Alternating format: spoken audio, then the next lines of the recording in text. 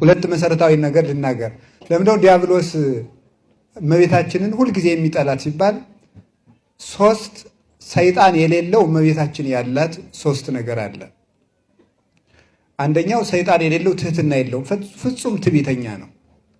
እግዚአብሔርን እስከ መተካከል ድረስ ያደረሰ ትዕቢት አለው። ትዕቢተኛ ስለሆነ እመቤታችን ደግሞ ፍጹም ትህትናን የተሞላች ናት።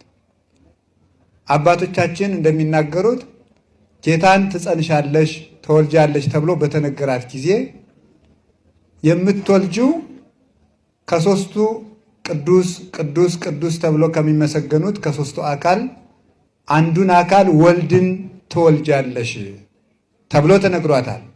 ወአልቦ ማህለክት ለመንግስቱ እንደ ሰሎሞን 40 እንደ ዳዊት 40 ዘመን ገዝቶ ከዳን እስከ ቤርሳቤህ በሰሜን እስከ ኤፍራጥስ በሌላውም ደግሞ እስከ ሶሪያ ድረስ በሚወሰን መንግስት የሚነግስ ንጉሥ ሳይሆን በግዛትም በዘመንም ወሰን የሌለውን ንጉሥ ተወልጃለች ተብሎ የምትወልደው ልጅ አምላክ እንደሆነ ተነግሯታል። ቅዱስ ገብርኤል እንደነገራት ሉቃስ ወንጌል ምዕራፍ 1 ላይ የምትወልደው ልጅ አምላክ እንደሆነ ተነግሯታል። ኤልሳቤጥ ደግሞ ዮሐንስን እንደጸነሰች ቅዱስ ገብርኤል ለእመቤታችን ነግሯታል።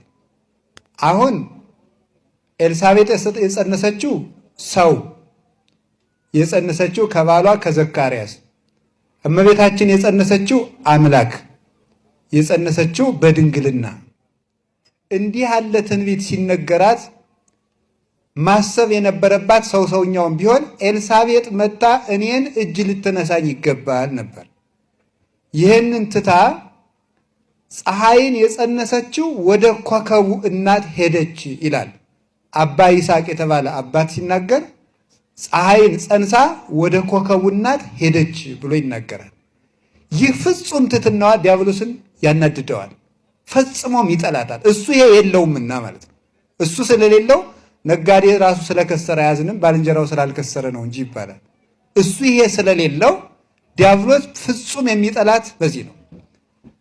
ትህትና ሰውን ወደ ሰማይ ስታሳርገው፣ ትዕቢት ደግሞ ሰውን ከላይ ወደ ታች ትጥለዋለች።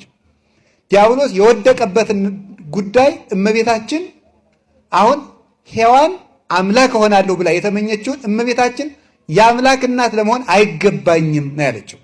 አልሆንም ነው ያለችው። ይሄንን ማለት ነው።